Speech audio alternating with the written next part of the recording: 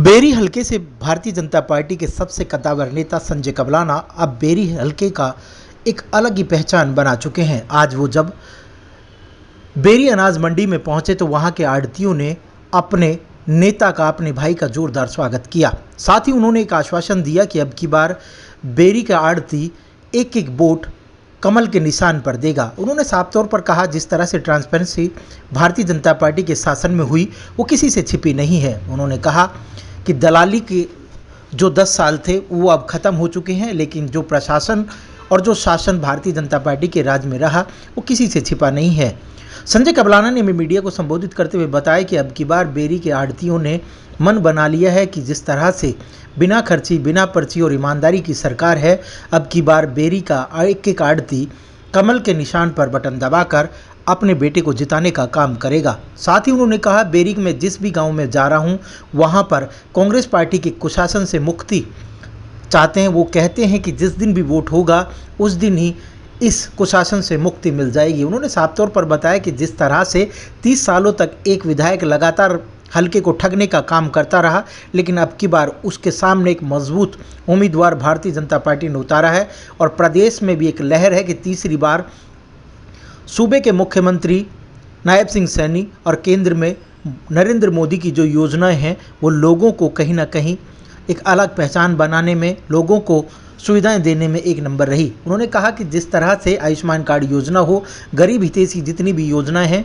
Bharatiya Janata party के शासन में रही। उन्होंने विश्वास दिलाया कि जिस दिन भी मैं जीत कर चंडीगढ़ पहुंचूंगा तो बेरी हल्के के लिए एक एक दिन, एक एक मिनट मैं उनके हित के बारे में ही सोचता रहूँगा। उन्होंने साफ तौर पर कहा, जो व्यक्ति हाईटेक ज़िंदगी जीते हैं, जो बेरी क्षेत्र में सिर्फ वोट मांगने के लिए आते हैं, अब की बार बेरी की जनता उन्हें बेरी से हटाने का काम करेगी, क्योंकि बेरी का जब कचरा यहाँ से साफ होगा, उनका बेटा उनकी सेवा में हमेशा तत्पर और ईमानदारी से खड़ा रहेगा।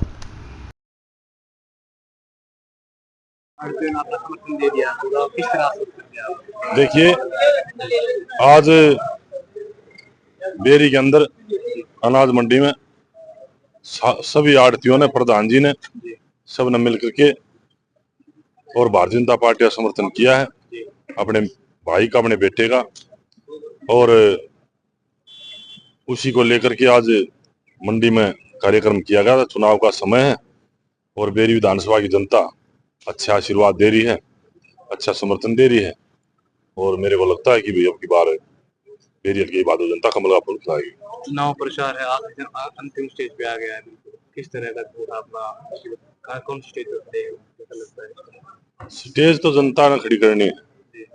जनता ने मन बना लिया है कि अब की बार बेरी हल्के के अंदर कमल का फूल खिलाएंगे और 6 बार के विधायक को हराएंगे और तीसरी बार हरियाणा प्रदेश भारतीय जनता पार्टी सरकार बनाएंगे। 6 बार के विधायक बौखलाए घूम रहे हैं, पूरा परिवार जो दो प्रोग्राम करता है, किस तरह देखते हैं? देखिए, समय हर चीज का आता है। जो 6 बार के विधायक की दादागिरी थी और जो झूठ थी वो सब खत्म हो चुकी है, लोगों को पता चल चुका है।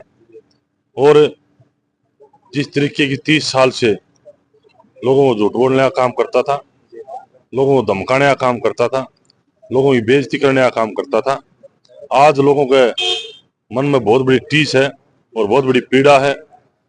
उसी का बदला लेने के लिए आज बेरी हल्के की बहादुर जनता में इतना जोश और खरोश है कि बेरी हल्के की जनता 5 तारीख का इंतजार कर रही है कि 5 तारीख कब आए और कमल के फूल का बटन दबा करके अपने बेटे और अपने भाई को आशीर्वाद देकर विधानसभा में भेजें और तीसरी बार हरियाणा प्रदेश में भारतीय जनता पार्टी सरकार बनाए। बेरी की जनता के लिए क्या अपील देना चाहेंगे? मेरी बेरी हल्के की बहादुर जनता से, छत्तीस बिरादरी से हाथ जोड़ करके अपील है कि अब की बार बेरी हल्के के अंदर कमल का फूल खिलाने का काम करें, अपने बेटे और अपने भाई को आशीर्वाद देने का काम करें।